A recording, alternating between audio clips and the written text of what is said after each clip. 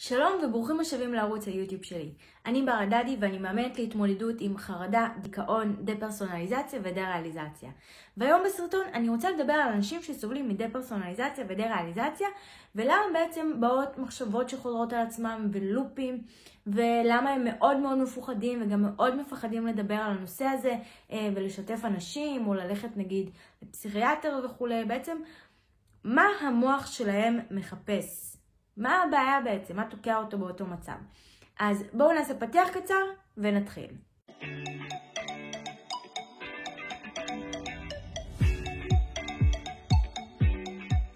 אנשים במצב של דה-פרסונליזציה ודה-ריאליזציה תקועים בלופים ומחשבות מוזרות שחוזרות על עצמם.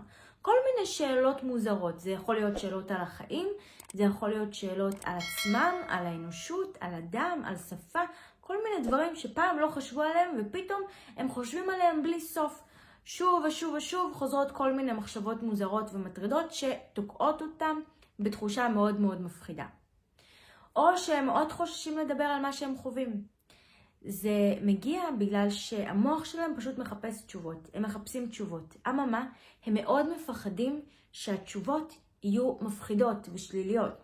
לדוגמה, הם חוששים שהם יגידו שהם סובלים מדה-פרסונליזציה ודה-ריאליזציה, והתשובה שהם יקבלו זה שאין פתרון לזה, אין מה לעשות, ושהם יצטרכו להישאר עם התחושה הזאת כל החיים. הם כל כך מפחדים מזה, שאז הם מגיבים בכל מיני דרכים.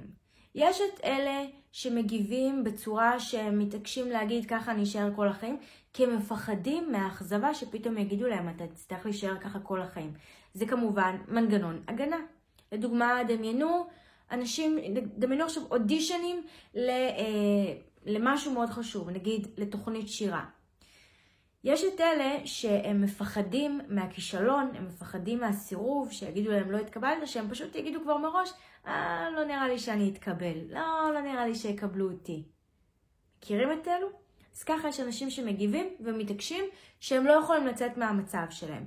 כי הם כל כך מפחדים מהכישלון, מהאכזבה, שיגידו להם לא, אי אפשר לצאת מזה, שהם יתעקשו שאי אפשר כבר לצאת מראש, כדי לא לקבל את האכזבה שאי אפשר. יש אנשים שמאוד מאוד מאוד חוששים מהלא הזה, שהם פשוט יחפשו תשובה בכל מקום. אבל הם מפחדים לנסות דברים. אז הם בדרך כלל לא ילכו לאיזה שהם טיפולים, הם לא ינסו לטפל בזה, הם לא ינסו לעשות איזשהו משהו אקטיבי, כי הם יפחדו לעשות דרך שהיא לא נכונה. ופה חשוב לי להדגיש, אין דרך שהיא לא נכונה. לכל אחד נכון משהו אחר. יש כאלה שצריכים משהו שהוא רוחני, יש כאלה שצריכים משהו שהוא מדעי, יש כאלה שצריכים פסיכולוגית, כדור, לקחת, שזה... כל אחד יש לו את הדרך שלו, יש המון שיטות, המון דרכים, כל אחד פשוט צריך למצוא את הדבר שנכון ביותר בשבילו, גם כאדם וגם למצב שלו ספציפית. ולעומת זאת, יש אנשים שהם מחליטים, אני חזק, אני אצא מזה, לא משנה מה. זו פשוט ההחלטה שלהם, אומרים, לא מעניין אותי מה, אני יכול לצאת מזה. והאנשים האלה בדרך כלל הם גם האנשים שבאמת מצליחים לצאת מזה וגם מאוד מאוד מהר. כי הם ישר מתאפסים על עצמם, מתעשתים על עצמם, והם עובדים על עצמם מנטלית מאוד אינטנסיבית ומאוד חזק.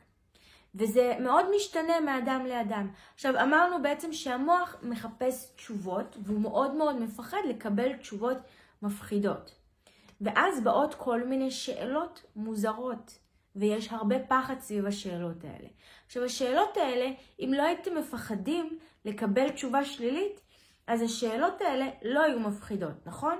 הרי אם אתם תחשבו על השאלה הזאת, מי שכבר יוצא מהמצב הזה כבר מרגיש את זה, כשהוא בודק את עצמו עם השאלות המוזרות ואומר, מה זה השאלות האלה? למה בכלל הם עניינו אותי? איזה שאלות מוזרות?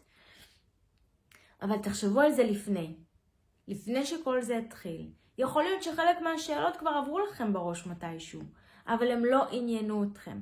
ולמה עכשיו הם כל כך מעניינות אתכם? כי כרגע אתם מרגישים שיש סכנה, שיש בעיה. זאת התחושה, אתם בלחץ, בפחד. המוח לא מבין ממה הסכנה, ממה הפחד. ולכן הוא מתחיל לחפש את זה. כמו שעכשיו סורקים באגים, סורקים וירוסים במחשב, הוא מתחיל ככה לסרוק כל תיקייה, כל קובץ, כל זה, הוא מחפש. זה מה שהמוח עושה, בעקביות. הוא ממשיך לחפש מה הסכנה. מי שמפחד מהתחושות של הדפרסונליזציה ודה-ריאליזציה, לא נעים לו, הוא מפחד להתקע ככה, מפחד להשתגע וכל הדברים האלה, הוא בעצם מגדיר את המצב שהוא מרגיש כרגע כסכנה. ברגע שיש סכנה, המוח מגיב לסכנה דרך חרדה. אותם תסמינים של חרדה, בעצם הוא משחרר אדרנלין בגוף כדי להתמודד עם הסכנה. התגובה הזאת היא מה שיוצרת את המצב של הדפרסונליזציה ודה-ריאליזציה. בעצם נוצר כאן לופ. התחושה של הדפרסונליזציה ודה-ריאליזציה מובילה לפחד, שמוביל את המוח לחשוב שאנחנו במצב של סכנה, שמוביל את המוח לשחרר הרבה אדרנלין ולהגיב לסכנה, שמוביל לכך שאנחנו חווים דפרסונליזציה ודה-ריאליזציה. זה הלופ. ואז תמיד נשאלת השאלה, אבל איך אני יכול להפסיק לחשוב על זה? איך אני יכול להפסיק לפחד מזה? איך אפשר להפסיק לפחד מהדבר הזה? אז בגלל שאנשים נמצאים בתוך הלופ, מאוד קשה פשוט להפסיק. זה בעיקר או לעשות את זה דרך עבודה עצמית עקבית, ממש כל הזמן יש הרבה תרגילים לעשות כדי להוציא את עצמנו מתוך הלופ הזה, או להיפגש עם מטפלת שיש לכם חיבור טוב איתו, שיכול לשלוף אתכם מתוך הלופ הזה, שזה דבר שלא קל לעשות, אבל אם זה באמת מטפלת טובים, שיש לכם גם חיבור איתם, הם יצליחו כנראה לשלוף אתכם מתוך הלופ הזה, ואז אתם יצליחו להיות על הדרך של ללכת לכיוון חיים של חיבור עצמי, של אהבה, של נוחות, של ביטחון, של תחושה של איזון, של להרגיש טוב עם עצמכם. עכשיו, אנשים שחווים את זה הרבה זמן, שחווים את זה כבר כמה שנים, בדרך כלל זה גם מלווה הרבה עם הפחד ממש מהחיים. שהם נמצאים במצב הישרדותי בחיים ולא בבחירה בחיים. ואז זה גם מה שיכול להשאיר אותם באותו מצב, אף על פי שהם מפסיקים בדרך כלל אחרי כמה שנים לפחד מהדפרסונליזציה ודה-ריאליזציה, אבל מה שמשאיר אותם במצב הזה, זה בדרך כלל זה שזה מגן עליהם. זה כמו איזה שריון שמגן עליהם מהחיים, מפגיעות וכולי, מרגשות, מכישלון, מאשמה, מכל הדברים האלה. הדבר הזה הוא בעצם שריון שמגן עליהם, ואז הם פשוט חיים את החיים בצורה הישרדותית, בנקודת מבט הישרדותית, ולא מתוך נקודת מבט חיה, שבוחרת בחיים, שאומרת, אני רוצה לחיות כי אני רוצה לעשות כך וכך, כי אני רוצה לטרוף את העולם, אני רוצה לחוות את העולם, אני רוצה לצבור חוויות, להכיר אנשים, לחגוג, להתנסות, ליהנות, שזאת נקודת מבט חיה שמחוברת לחיים ובוחרת בחיים ומרגישה בחיים.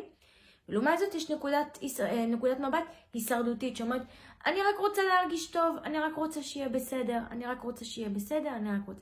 זאת אומרת, זאת נקודת מבט שלא בוחרת בחיים באופן אקטיבי, אלא יותר שורדת את החיים.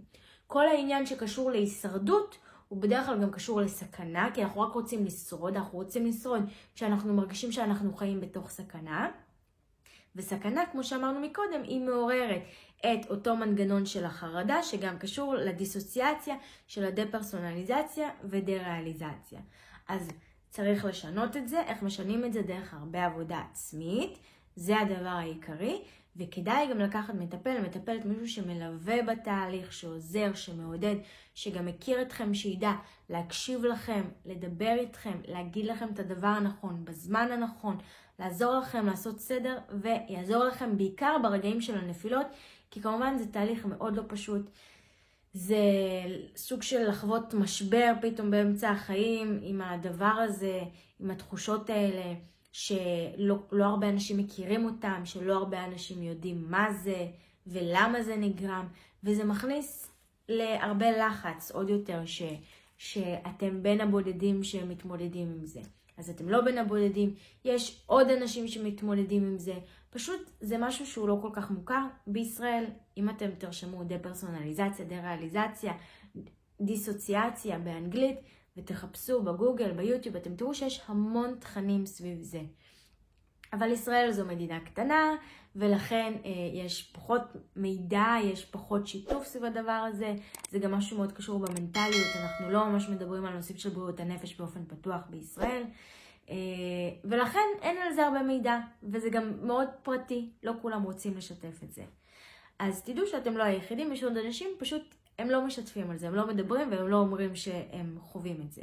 תאמינו לי, אבל יש גם מפורסמים שחווים את זה, ואני יודעת באופן אישי כי היה לי כמה שיחות איתם. אני מקווה שהסרטון הזה עזר לכם, שהוא ככה קצת עזר לכם להתאזן, או להבין מה אתם צריכים לעשות. אם הוא עזר לכם, תרשמו לי פה בתגובות, או תעשו לייק, כדי שזה יגיע לעוד אנשים שצריכים את זה, ויעזור גם להם. בואו נעזור לכמה שיותר אנשים להרגיש יותר טוב ולצאת מהמצב הזה. ולחזור לחיים שלהם, באמת לחזור לחוות את החיים בהנאה ובכיף.